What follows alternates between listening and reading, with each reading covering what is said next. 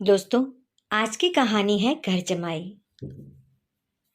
एक मध्यम वर्गीय और संस्कारी परिवार की बेहद लाडली, चंचल और भावुक बेटी समीक्षा की शादी जब शहर के एक जाने माने, अत्यंत शालीन, स्वाभिमानी और एक प्रतिष्ठित मल्टीनेशनल कंपनी में सीनियर सॉफ्टवेयर आर्किटेक्ट के पद पर कार्यरत अर्णव से हुई थी, तो ऐसा लगा मानो दोनों परिवारों की जिंदगी में खुशियों का कोई अनंत त्योहार शुरू हो गया हो। अर्णव न केवल अपनी कुशाग्र बुद्धि और लाखों रुपए के मासिक वेतन के लिए जाना जाता था, बल्कि उसका स्वभाव इतना विनम्र और बड़ों के प्रति इतना आदरपूर्ण था कि समीक्षा के माता पिता रमेश जी और प्रमिला जी अपनी कॉलोनी से लेकर अपनी पूरी रिश्तेदारी में गर्व से सीना चौड़ा करके घूमते थे और हर उठते बैठते महफिल में अपने दामाद के गुणों के कसीदे पढ़ते नहीं थकते थे। शादी की शुरुआती 1.5 साल किसी जन्नत के हसीन ख्वाब की तरह गुजरे, जहां अर्णव पर हर छोटी बड़ी खुशी में समीक्षा की इच्छाओं का ख्याल रखता था। कभी उसे सरप्राइज गिफ्ट देता तो कभी वीकेंड पर लंबी ड्राइव पर ले जाता और दोनों ने मिलकर अपने सपनों के आशियाने की एक एक ईंट को बड़े ही प्यार से संजोया था, जहां हर सुबह एक नई मुस्कान के साथ शुरू होती थी और हर शाम सुकून भरी बातों के साथ ढलती थी। लेकिन नियति के क्रूर चक्र और वक्र की बेरहम गर्दिश को शायद उनकी यहाँ बेपनाह खुशियाँ राज नहीं आई। अचानक वैश्विक बाजार में एक ऐसी भयानक मंदी की मार पड़ी कि अर्णव की दिग्गज कंपनी रातों रात दिवालिया घोषित हो गई और एक झटके में अर्णव समेत सैकड़ों कर्मचारियों को बिना किसी पूर्व सूचना के नौकरी से टर्मिनेट कर दिया गया। अर्णव ने शुरुआत में हिम्मत नहीं हारी। उसने अपनी जीवन भर की जमा पूंजी, पीएफ के पैसे और यहाँ तक कि अपनी कुछ पारिवारिक संपत्तियों को दांव पर लगा दिया। आईटी कंसल्टेंसी का एक छोटा सा स्टार्टअप शुरू करने की पुरजोर कोशिश की ताकि वह अपनी काबिलियत के दम पर दोबारा खड़ा हो सके। लेकिन दुर्भाग्य ने उसका ऐसा हाथ पकड़ा कि कुछ ही महीनों में वह नया धंधा भी पूरी तरह बाजार की मंदी की भेंट पर चढ़ गया और अर्णव लेनदारों के भारी कर्ज के ऐसे गहरे और जानलेवा दलदल में फंस गया जहां से निकलने का कोई रास्ता नजर नहीं आ रहा था।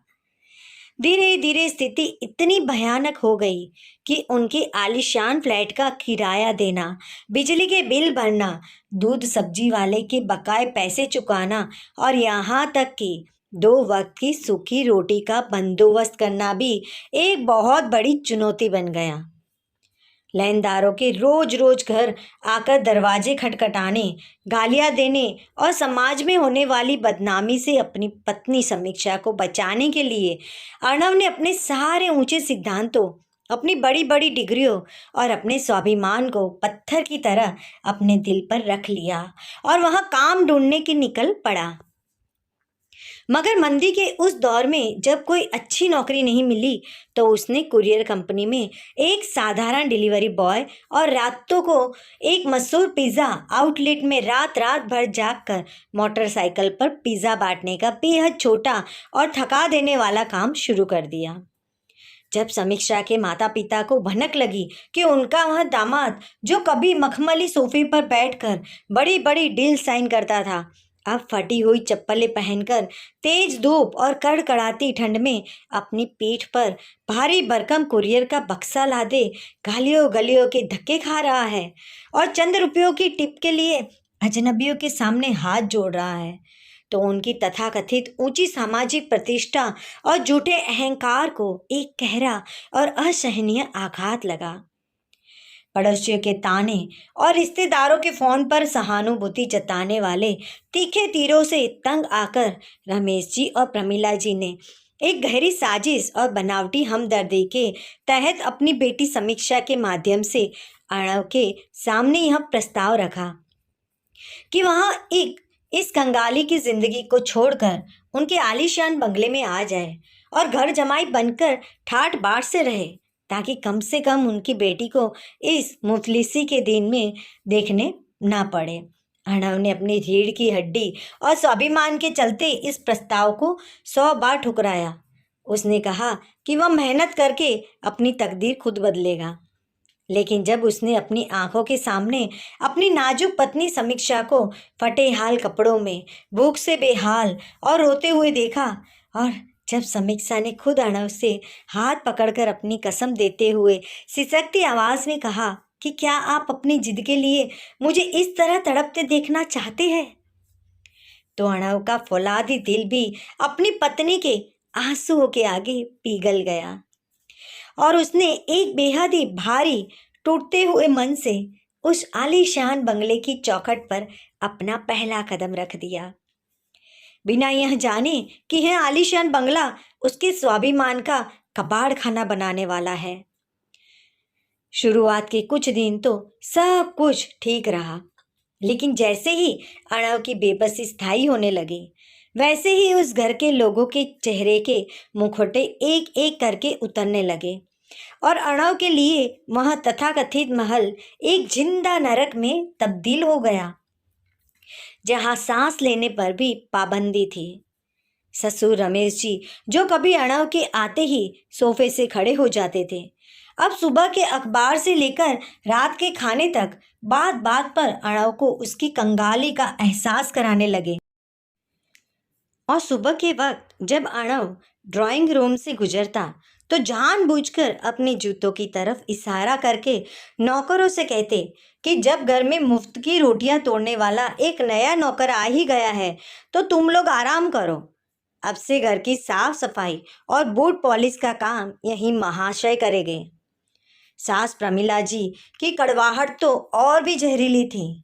वे रसोई में खाना बनाते समय जानबूझकर नौकरानियों के सामने जोर जोर से बड़बड़ाती कि कुछ लोग मर्द के नाम पर कलंक होते हैं, जो ससुर के टुकड़ों पर पलते हैं और जिनकी अपनी कोई औकात नहीं होती कि अपनी बीवी को एक ढबकी साड़ी भी दिला सके। अर्णव ने इन तीखे तानों को एक कड़वे घूंट की तरह पी जाता। उनकी आंखें भर आती, लेकिन वह कमरे के कोने में जाकर चुपचाप अपने आंसू पोंछ लेता। मगर दर्द की इंतहा तो तब हुई जब अर्णव के लिए डाइनिंग टेबल पर बैठना पूरी तरह वर्जित कर दिया गया। उसे हुक्म दिया गया कि जब घर के मालिक और मालकिन खाना खाकर उठ जाए तब वह रसोई के एक अंधेरे कोने में बैठकर बची कुची बासी रोटियां और बची हुई ठंडी सब्जी खाए। सबसे ज्यादा गहरा और जानलेवा घाव तो अर्णव को तब लगा जब उसकी पत्नी, अपनी पत्नी समीक्षा, जो कभी उसके सीने से लगकर कहती थी कि वह हर हाल में उसका साथ देगी, वह भी अपने माता पिता के लगातार बहकावे, धन दौलत की चकाचौंध और समाज में अपनी सहेलियों के सामने दामाद की कंगाली से पैदा हुई हीन भावना के कारण पूरी तरह बदल गई। वह अर्णव से सीधे मुंह बात करना बंद कर चुकी थी। उसकी आंखों में अब अर्णव के लिए प्यार की जगह एक गहरी नफरत, हिफारत और बेबसी की चिढ़ साफ नजर आने लगी थी। और कई बार जब अर्णव ने रात को उसके करीब जाने की कोशिश करता तो वह उसे झटकर कह देती कि दूर हटो मुझसे, एक नाकामयाब और दूसरों के टुकड़ों पर पलने वाले इंसान की परछाई भी मुझे अब अच्छी नहीं लगती। अत्याचार और अपमान का वह काला घड़ा एक दिन पूरी तरह तब भर गया जब प्रेमाली जी ने अपने घर पर शहर की सबसे अमीर और सम्राट महिलाओं के लिए एक बहुत बड़ी किट्टी पार्टी और ताश की महफिल का आयोजन किया था, जहां शहर के कई नामी उद्योगपति भी मौजूद थे। रमेश जी ने अपनी रईसी का रौब झाड़ने के लिए जानबूझकर नौकरों को हटा दिया और अर्णव को हुक्म दिया कि वह अपने हाथों में चांदी की ट्रे लेकर अभी मेहमानों को शरबत और पानी परोसे। अर्णव जब सिर झुकाए कांपते हाथों से एक मशहूर बिजनेसमैन को पानी दे रहा था तो अचानक रमेश जी ने सबके सामने जोर से अर्णव का हाथ पकड़ा और ठहाका लगाते हुए कहा, देखो भाइयों, यह है हमारे दामाद जी, जो कभी बड़ी बड़ी कंपनियों के मालिक बनने का ख्वाब देखते थे और आज हमारे घर का पानी भरने के लायक भी बड़ी मुश्किल से बने हैं। अगर किसी को अपने ऑफिस में चपरासी या झाड़ू लगाने वाले की ज़रूरत हो तो इसे ले जा सकते हैं। वैसे भी हमारे यहाँ मुफ्त का राशन खाकर सिर्फ सोफे तोड़ रहा है। ससुर ने इस अत्यंत घटिया शब्दों को सुनकर पूरी महफिल में एक जोरदार ठहाका गूंज उठा। हर कोई अर्णव की तरफ देखकर हंस रहा था, उसकी खिल्ली उड़ा रहा था। अर्णव ने अपनी नजरें उठाकर अपनी पत्नी समीक्षा की तरफ देखा कि शायद वह इस घोर अपमान के खिलाफ खड़ी होगी। शायद उसकी ममता और उसका सुहाग जाग उठेगा। लेकिन समीक्षा ने अपनी नजरें फेर ली और एक ठंडी बेरुखी भरी मुस्कान के साथ मेहमानों की उस ठहाके में शामिल हो गई। अपनी पत्नी की उस भयानक खामोशी और उस कातिल मुस्कान ने अर्णव के बचे कुचे आत्मसम्मान के टुकड़े टुकड़े कर दिए। उसका दिल भीतर तक लहूलुहान हो गया। उसे ऐसा लगा जैसे किसी ने उसकी छाती में खंजर गोप दिया हो। उस काली रात को जब पूरा बंगला गहरी नींद के आगोश में सो रहा था, अर्णव अपने कमरे के फर्श पर घुटनों के बल बैठकर अपने मुंह पर तकिया रखकर घंटों तक फूट फूट कर रोया। उसके आंसू उसके स्वाभिमान की राख को भिगो रहे थे। उसे महसूस किया कि इस सोने के पिंजरे में रोज रोज घुट घुट कर मरने और अपनी आत्मा को हर पल नीलाम करने से बेहतर है कि वह अपनी किस्मत से आखिरी बार एक आर पार की जंग लड़ ले, चाहे उसमें उसकी जान ही क्यों ना चली जाए। आधी रात के ठीक 2 बजे जब चारों तरफ सन्नाटा पसरा हुआ था, अर्णव ने उस आलीशान कमरे की तरफ आखिरी बार देखा। अपनी फटी हुई जेब में अपनी पुरानी कॉलेज की डिग्रियां, माँ की दी हुई एक छोटी सी फटी डायरी और अपनी सीने में सुलगती हुई प्रतिशोध और संकल्प की आग को समेटा और बिना किसी को एक शब्द कहे हुए, बिना कोई खत छोड़े चुपचाप उस नफरत भरे घर के पिछले दरवाजे से हमेशा अभिशाप के लिए बाहर निकल गया। उसने शहर के सबसे पिछड़े और बदबूदार इलाके में एक रेलवे ट्रैक में पास महज 1000 रुपये का एक छोटा सा सिलन भरा कमरा किराए पर लिया, जिसकी छत से बरसात में पानी टपकता था और जहां रात को चूहों की आवाज़ें गूंजती थी। अर्णव ने अब अपनी जिंदगी को एक तपस्या बना लिया। उसने खुद को एक पागल की तरह काम में झोंक दिया था। वह सुबह 5 बजे उठता और एक छोटी सी लॉजिस्टिक्स फर्म में जाकर बाहर घंटे तक मामूली डेटा एंट्री ऑपरेटर और क्लार्क का काम करता रहता था, ताकि कमरे का किराया और सूखी रोटी का पैसा हमें आ सके। उसके बाद शाम को 6 बजे से लेकर रात के 2 बजे तक वह बिना रुके बिना थके हुए एक टूटे हुए पुराने लैपटॉप पर कोडिंग की फ्रीलांसिंग करता और साथ ही साथ एक ऐसे क्रांतिकारी और बेहद जटिल AI आधारित सप्लाई चेन और प्रोडक्टिव लॉजिस्टिक्स सॉफ्टवेयर के कोडिंग स्ट्रक्चर को विकसित करने में जुट जाता था, जो दुनिया के बड़े बड़े बिजनेसमैन की सूरत बदल सकता था। कई दिन ऐसे गुजरते जब अर्णव के पास चाय पीने तक के पैसे नहीं होते थे। वहाँ सिर्फ नल का पानी पीकर और सूखी ब्रेड का एक टुकड़ा चबाकर लगातार 18 घंटे कंप्यूटर स्क्रीन के सामने आंखें गड़ाए बैठा रहता था। उसकी आंखें लाल हो चुकी थी, शरीर का मांस सूखकर हड्डियों का ढांचा बन चुका था। लेकिन जब भी उसकी हिम्मत टूटती या उसकी उंगलियां कीबोर्ड पर कांपने लगती थी, तो उसके कानों में अचानक ससुर के वे जूते पॉलिश करने वाले ताने और ससुर की वहाँ नौकरों के सामने उड़ाई गई खिल्ली और सबसे बढ़कर उसकी पत्नी समीक्षा की वहाँ कातिल बेरुखी भरी चुप्पी गूंज उठती, जो उसके भीतर एक ऐसी असीम ऊर्जा और बारूद भर देती थी कि वह दोबारा दोगुनी ताकत से कोडिंग करने लगता था।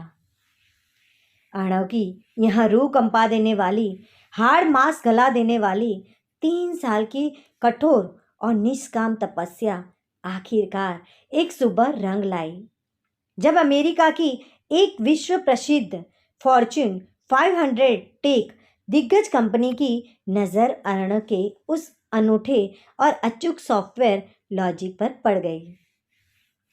उस कंपनी के बोर्ड ऑफ डायरेक्टर ने अर्णव के उस सिंगल हैंडलली बनाए गए सॉफ्टवेयर को दुनिया का सबसे एडवांस सिस्टम माना और रातों रात अर्णव के उस पेटेंट को पूरे 200 करोड़ रुपए की भारी भरकम रॉयल्टी और शेयर्स के साथ खरीद लिया।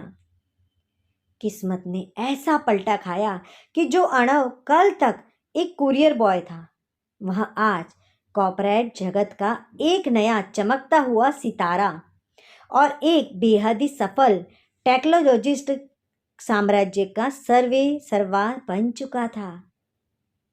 अर्णव ने कुछ ही महीनों के भीतर शहर के सबसे पोश इलाके में 5 एकड़ में फैला एक अभूतपूर्व आलीशान व्हाइट हाउस बंगला खड़ा किया। उसके दरवाजे पर दुनिया की सबसे महंगी लग्जरी गाड़ियां खड़ी रही थी और सैकड़ों बॉडीगार्ड्स तथा नौकर चाकर उसके एक इशारे पर हाथ बांधकर खड़े रहते थे। देश विदेश की बड़ी बड़ी मैगजीन्स के कवर पेज पर अर्णव की तस्वीरें छप रही थी और जो समाज कभी उसे हिकारत से देखता था, आज वही समाज उसके कदमों में बिछने को तैयार रहते थे। लेकिन अर्णव का दिल आज भी उसी सादगी, उसी दर्द और उसी शांत स्वाभिमान से भरा हुआ था। उसने अपनी दौलत का कभी भी घमंड नहीं किया, क्योंकि वह जानता था कि वक्त कितना बदलना बलवान होता है। दूसरी तरफ अर्णव के अचानक गायब होने के बाद शुरुआती कुछ महीने तो रमेश जी और प्रमिला जी ने बड़ी ही खुशी मनाई और कहा कि अच्छा हुआ वह मनहूस और भिखारी हमारे घर से टल गया। लेकिन नियति का न्याय बहुत ही क्रूर होता है। अर्णव के जाने से ठीक 1.5 साल बाद रमेश जी ने रियल एस्टेट के बड़े बिजनेसमैन पार्टनर ने एक बहुत बड़ा धोखा किया और उनकी सारी बेनामी संपत्तियों को हड़प कर विदेश भाग गया था, जिसके कारण रमेश जी पर सैकड़ों करोड़ों का कर्ज चढ़ गया था। बैंक ने उसके आलीशान बंगले, उसकी गाड़ियां और उनके बैंक खातों को पूरी तरह से सील कर दिया था और वे लोग रातों रात सड़क पर आ गए थे। अब स्थिति यह थी कि समीक्षा और उसके माता पिता शहर के एक बेहद तंग और छोटे से मकान में रहने को मजबूर हो गए थे, जहां उन्हें खाने के लाले पड़ रहे थे और समाज का वही क्रूर चेहरा अब उनके सामने था, जो कभी अर्णव के सामने था। जब समीक्षा को अखबारों और टीवी न्यूज़ चैनल से माध्यम से पता चला कि देश का सबसे बड़ा और सम्मानित बिजनेस टाइकून कोई और नहीं है, बल्कि वही अर्णव है, जिसे उन्होंने एक दिन पैरों की जूती समझकर धुतकार दिया था, तो समीक्षा के पैरों के नीचे से जमीन खिसक गई। उसका दिल ग्लानि, पछतावा और आत्म नफरत की आग में जलने लगा। उसे याद आने लगा कि कैसे उसने एक देवतुल्य पति के स्वाभिमान को अपने माँ बाप के अहंकार की वेदी पर चढ़ा दिया था। एक बेहद ठंडी और उदास सुबह रमेश जी, प्रमिला जी और उनकी रोती हुई बेटी समीक्षा अत्यंत कांपते हुए कदमों, फटे हाल कपड़ों और आंखों में गहरे संकोच तथा शर्मिंदगी के आंसू लिए अर्णव के कॉर्पोरेट हेडक्वार्टर्स के गगनचुंबी दफ्तर पहुंच गए। अर्णव के कैबिन के आलीशान शीशे के दरवाजे के बाहर जब तीनों खड़े थे, तो उनकी हिम्मत नहीं हो रही थी कि वे अंदर कदम भी रखे, क्योंकि अतीत की हर एक बात, हर एक बदसलूकी उनके रास्तों में कांटों की तरह चुभ रही थी। जैसे ही अर्णव ने अपनी सीट से उठकर दरवाजा खोला और अपने सामने उन बूढ़े, लाचार, थके हुए सास ससुर और अपनी बिखर चुकी पत्नी समीक्षा को देखा, तो पूरे कैबिन में एक भारी और दर्दनाक सन्नाटा छा गया। रमेश जी ने बिना एक पल गवाए अपनी बूढ़ी और कांपती काया के साथ अर्णव के जूतों पर अपना सर रख दिया और बच्चों की तरह बिलख बिलख कर फूट पड़े। उनकी हिचकियां रुकने का नाम ही नहीं ले रही थी। उन्होंने रोते हुए कहा, बेटा अर्णव, हम पापी हैं। हमने तुम्हारे स्वाभिमान को कुचला। हमने तुम्हें एक नौकर से बदतर समझा। हमारी मति मारी गई थी कि हम धन दौलत के घमंड में अंधे हो गए थे। ईश्वर ने हमें हमारे कर्मों की सजा दे दी है। हमें सड़क पर आ गए हैं। तुम चाहे तो हमें जेल भिजवा दो, हमें कोड़े मारो, पर अपनी इस अभागन बीवी और इन बूढ़े माँ बाप को माफ कर दो। हम दामाद की कद्र नहीं जान पाए। सास प्रमीला जी भी अर्णव के सामने हाथ जोड़कर घुटनों के बल पर बैठ गई और रोते रोते उनके आंसुओं से फर्श भीगने लगा। वह बोली, बेटा, मैंने तुम्हें रसोई के कोने में खाना दिया था। आज मैं भूखी मर रही हूँ। मुझे समझ आ गया कि अन्न और इंसान का अपमान क्या होता है। मुझे अपनी बेटी की सुहाग की भीख दे दो। समीक्षा को अर्णव के पैरों को अपने आंसुओं से धोती हुई इस कदर हिचकियां लेकर रो रही थी कि उसकी आवाज भी साफ नहीं निकल रही थी।